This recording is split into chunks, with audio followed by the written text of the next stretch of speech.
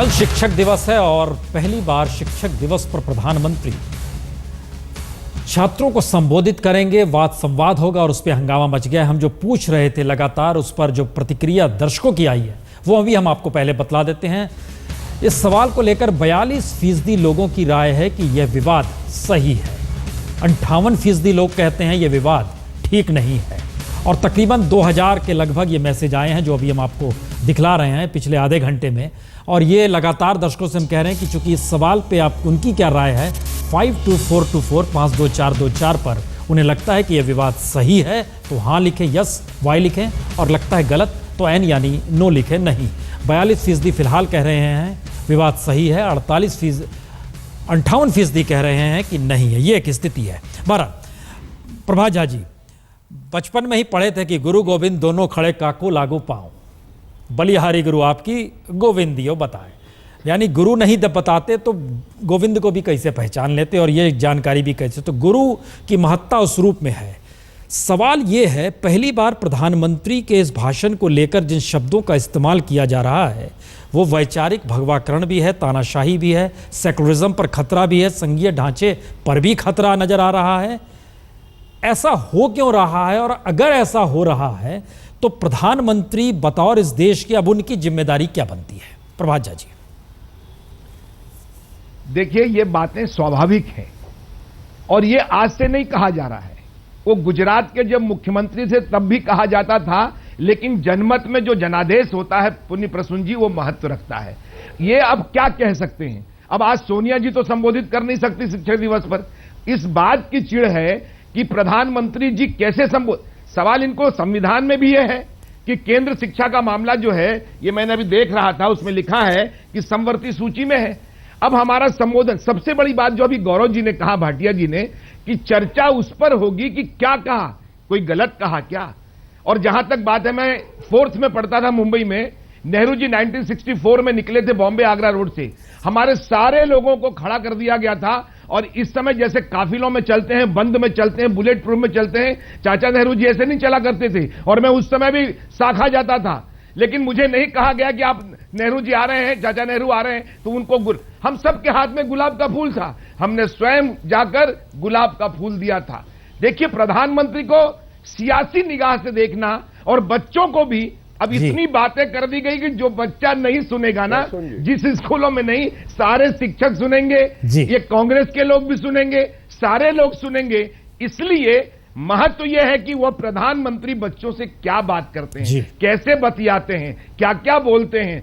अगर गलत बोलेंगे हम भी विरोध करेंगे, लेकिन नहीं, ऐसा नहीं होना चाहिए। एक प्रधानमंत्री अपने देश के बच्चों से बात नहीं करेगा, वो जापान में बच्चों से प्यार करता है, वो जापान के बच्चों के बीच में लोकप्रिय हो जाता है। हम इसको जरा प्रभात जी, हम जरा इसको आगे बढ़ा दें। आपने जो जिक्र किया प्रभात झा जी बंबई का, हम संजय झा जी एक चीज और इसमें जोड़ देते हैं।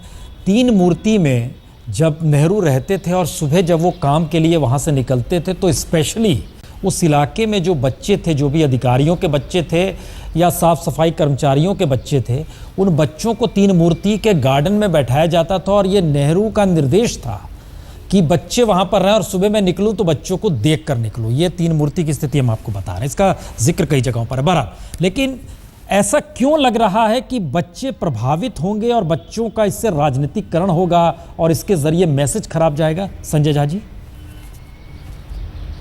देखिए, आप यदि उनका सर्कुलर पढ़िएगा, अब तो वो उसको वापस लेने की कोशिश कर रहे हैं, लेकिन एक भय का एक वातावरण बनाया गया है। आप पढ़िए कि दिल्ली गवर्नमेंट का ही स्टेट डिपार्टमेंट का जो सर्कुलर था उसमें क्या लिखा हुआ था कि हम आप पर कड़ी निगरानी रखेंगे, यदि कुछ लापरवाही हुई या बेपरवाही हुई तो कड़ा कदम उठाया जाएगा। इस तरीके का भाषा किसी भी प्रजातंत्र में यदि कोई करे तो इसकी जितनी कड़ी से कड़ी आप निंदा कीजिएगा वो भी कम होगा। यहाँ देखिए, मैं समझता हूँ कि चाहे हम जितना इसको एक घुमा चढ़ा के ये कहना चाहे कि प्रधानमंत्री अपने दिल से बात करना चाहते हैं बच्चों से, तो कोई यही पूछेगा प्रश्न उनसे कि इतना एक फांसीवाद रवैया क्यों दिखा रहे हैं आप, कि आप अपने स्कूल में ये अरेंजमेंट कीजिए, टीवी लगाइए, बच्चों को बोलिए कि स्कूल के बाद वो रुके। टीचर्स डे में टीचर के बारे में कोई बात ही नहीं हो रहा है। प्रधानमंत्री यदि आप चाहे तो आराम से टीवी पर बात कर सकते हैं, वो तो हमेशा टीवी पर जाते ही हैं, एक तरफा बात होता ही है। आप खुद ही पूछिए कितना बार आपको मौका मिलता है उनसे प्रश्न पूछने का।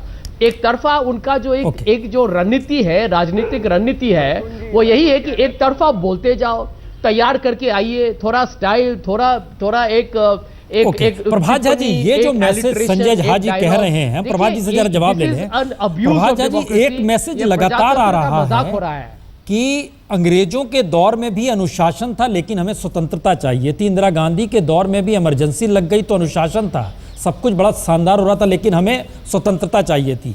ये परसेप्शन क्यों उभर रहा है जिसका जिक्र भी संजय झा जी कर गए कि लग रहा है एक डर है, जबरदस्ती है, थोपा जा रहा है, एक निर्देश जारी किया जा रहा है, ऐसा क्यों है? कभी भी वाजपेयी जी, कभी कोई जबरदस्ती कर सकता है कि आज के युग में? मैं अपने घर में बच्चों को जबरदस्ती नहीं कर सकता।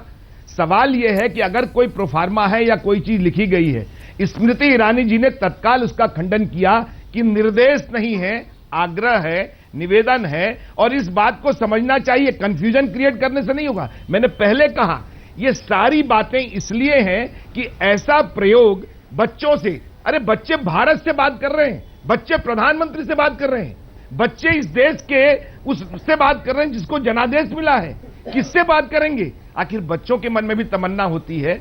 इसको इस पिंजड़े में बांधना और इस तरह कहना, मुझे लगता है संजय जी भी जाति कर रहे हैं। देखिए, वो नहीं कर पाए, आपके प्रधानमंत्री नहीं कर पाए, हमारे प्रधानमंत्री नहीं कर पाए। क्यों बोल रहे हैं कि जबरदस्ती वो 3 से 5 के बीच में सुने, वो कल अगले दिन संजय झा जी रिकॉर्डिंग एक 10 दिन के बाद नहीं सुन सकते हैं। देखिए, बहुत महत्वपूर्ण बात है ये। संजय झा जी, हरियाणा के मुख्यमंत्री ने तय किया है कि वो सुबह संबोधित करेंगे। नहीं, अब ममता जी भी संबोधित कर रही हैं। ये स्थिति में अगर ये कोई देश बोलता है कि स्कूल में टेलीविजन लगाइए, लाइटिंग लगाइए, सब चीज कैंसिल करके यही बात पर गौर किया जाए, तो कोई घर नहीं जाएगा, ये कोई तरीका है क्या? जी गौरव जी, जी आप समाजवादी पार्टी के नेता जी। प्रसून जी, मैं एक बात जरूर कहना चाहूंगा कि जो प्रभात जी ने कहा कि जब तक कि मोदी जी का भाषण हो ना जाए, और उन्होंने बात भारत की अखंडता की करी है, यहाँ पे सब लोग एक साथ रह सकते हैं, ये करी है, या ध्रुवीकरण कराने की आरएसएस का एजेंडा है, या कौन सी पार्टी बेटर है, तब ये चर्चा हो सकती है। लेकिन अभी मैं पढ़ रहा था कि एक स्कूल में एक सर्कुलर आया है कि जो मोदी जी भाषण देंगे उसके ऊपर एग्जाम भी होगा, और जो मार्क्स आएंगे वो उसी पे तय होंगे कि कौन सही जवाब देता है। अब इस तरह की बात अगर स्कूल करेंगे तो ये बिल्कुल उचित नहीं होगा, और ये देखने की जरूरत है कि ये जो भाषण हो ये सबको जोड़ने के लिए हो, ये राजनीति करने के लिए ना हो।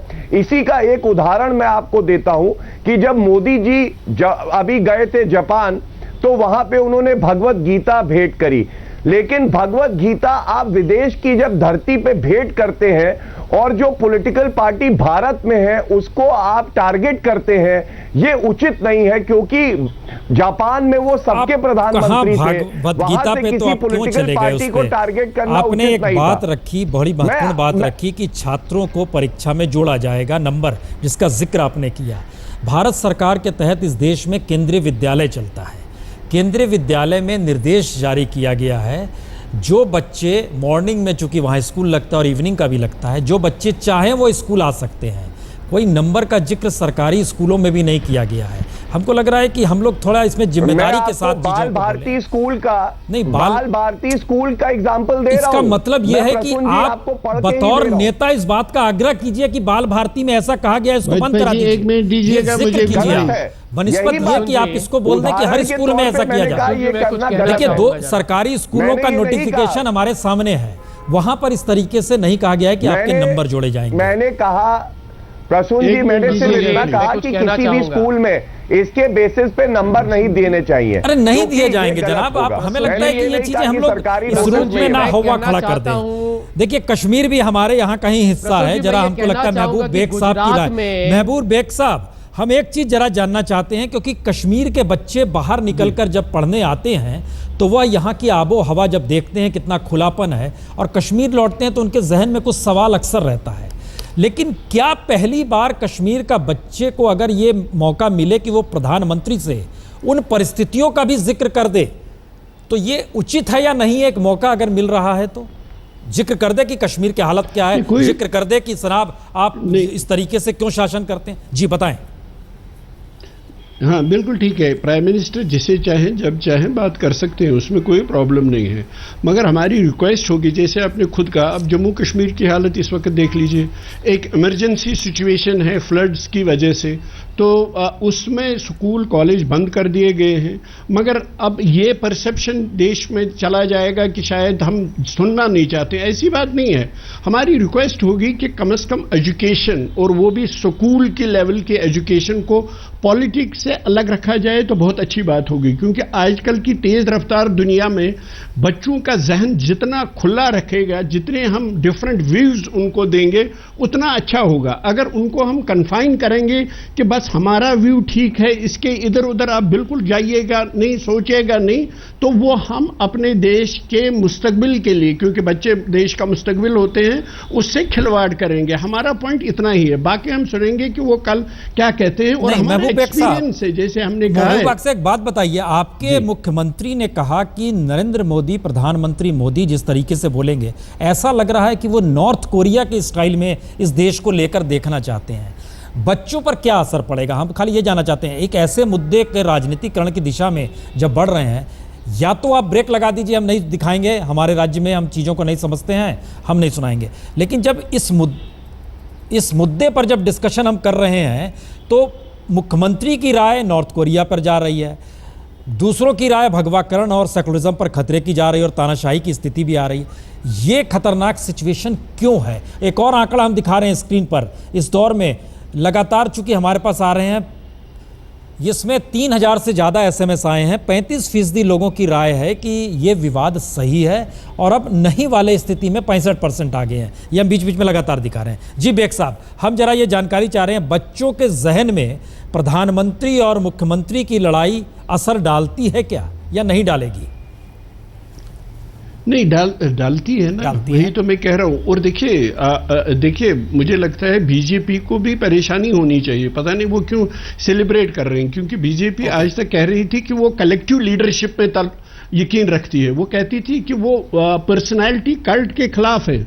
मगर नरेंद्र मोदी जी इवन बीजेपी का एजेंडा, इवन आरएसएस का एजेंडा को ऐसे पर्सनलाइज कर रहे हैं, अपने पर्सन में वो हर चीज को देख रहे हैं और ऐसा कर रहे हैं। मुझे नहीं लगता है कि हमारा जो कॉन्सेप्ट है देश का, लिबरल और डेमोक्रेटिक और सेक्युलर, ये सब कुछ उसके खिलाफ जाता है। अब उन्होंने ही पॉलिटिसाइज किया। अब टीचर्स डे हम आज की बात नहीं है, बराबर इतने सालों से, इतने डेकेड से मना रहे हैं। तो उनको, उनके जहन में, क्योंकि उनके जहन के पीछे ये हमने तो देखा हुआ है, क्योंकि वो आरएसएस के जहन से हैं। और अगर हम आज के दौर में बच्चों को उस जहन में कन्फाइन करेंगे, तो जैसे मैंने आपको कहा, हम देश की खिदमत नहीं करते हैं। हमने अपने बच्चों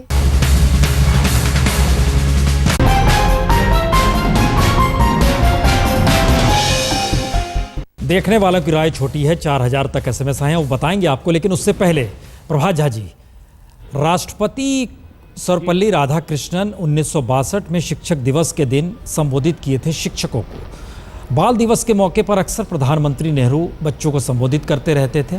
सवाल एक हर जहन में आखिर में ये आ रहा है कि क्यों चुना गया शिक्षक दिवस? वो तो शिक्षकों के लिए है, बाल दिवस में बोलना चाहिए था, प्रधानमंत्री बोलते थे, राष्ट्रपति बोल सकते थे शिक्षक दिवस पर, लेकिन क्यों प्रधानमंत्री? प्रभात झा जी, देखिए आने वाला कल जो है, वो इस भारत का कल है, कल आज के बच्चे, और इसलिए शिक्षक उसका निर्माता है। वो निर्माण करता है, नींव रखता है, वो अबोध बच्चे को बोध देता है। और इस बोध की भाषा पढ़ाने वाले शिक्षकों के दिवस पर यदि हम एक अध्यापक के रूप में, उन्होंने कल क्या कहेंगे इस पर अलग बात होगी, प्रधान अध्यापक के रूप में यदि प्रधानमंत्री देश के बच्चों को संबोधित करते हैं और वो कहते हैं, तो क्या उसमें शिक्षक का निर्माण नहीं होगा? क्या बच्चों, ये बातें तब आएंगी। अब मैं अपने जो जम्मू कश्मीर से सज्जन बोल रहे हैं, मैं उनसे निवेदन करना चाहता हूं कि क्या इस देश की जनता ये नहीं जानती थी कि नरेंद्र मोदी आरएसएस के हैं? क्या इस देश की जनता ये नहीं जानती थी कि ये आरएसएस के प्रचारक रहे हैं? क्या इस देश की जनता ये नहीं जानती थी कि भारतीय जनता पार्टी के संगठन महामंत्री रहे? उसके बाद भी अगर उनको चुना गया है तो ये जनता का अपमान करने का अधिकार हमारे उस मित्र को नहीं है। और इसलिए जम्मू कश्मीर भी भारत का हिस्सा है। वो जम्मू कश्मीर के भी प्रधानमंत्री हैं। इसलिए इतना भय नहीं होना चाहिए और उनके एक स्पीच से भगवाकरण हो जाएगा।